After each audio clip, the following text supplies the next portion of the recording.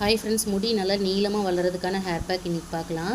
கத்தாழை 2 பீஸ் வந்து எங்கள் செடியிலே கட் பண்ணிவிட்டு அதை நல்லா கழுவிட்டு கட் பண்ணி வச்சுக்கிட்டேன். கூட செம்பருத்தி பூ, இலை, முருங்கைக்கீரை, கத்தாழை, ஊற வச்ச வெந்தயம் இது எல்லாத்தையும் சேர்த்து தான் இன்றைக்கி ஹேர் பேக் போட போகிறோம். மாதத்தில் 2 டைம் இந்த மாதிரி போட்டாலே முடி நல்லா வளரும்.